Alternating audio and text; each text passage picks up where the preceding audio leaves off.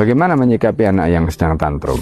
Tantrum itu artinya anak itu menginginkan sesuatu, atau mungkin ada keinginannya yang dia tidak terpenuhi, atau mungkin ada sesuatu yang membuat hatinya mungkin tidak nyaman. Dalam kondisi seperti itu ada dua pilihan. Pertama, ada yang memilih biarkan dia menangis sampai selesai gitu. Tetapi kadang-kadang itu justru menjadi senjata, karena itu kemudian dia akan terus menerus seperti itu.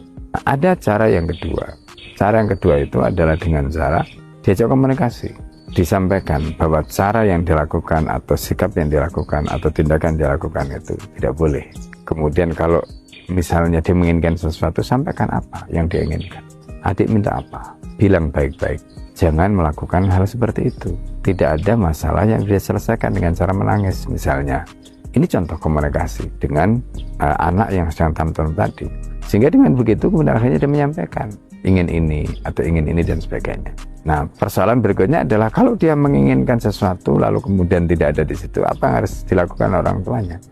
Ya dia bisa menjelaskan, oh ya nanti kita pergi ke sana, kita beli. Atau kalau misalnya tidak ada yang mungkin dia bisa lakukan karena tidak ada duit atau apa, bisa disampaikan nanti kalau ada rezeki, kalau ada itu dan sebagainya. Nah, ini contoh dua pendekatan, tetapi pendekatan yang kedua itu adalah pendekatan yang lebih baik.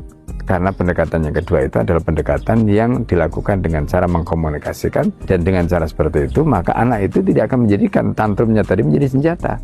Karena pada saat itu ketika dia punya keinginan dan keinginan itu mungkin membuat dia ingin dipenuhi, dia akan sampaikan dengan bahasa yang benar, dia akan sampaikan dengan bahasa yang baik, tidak dengan cara yang tidak baik seperti menangis dan sebagainya tadi.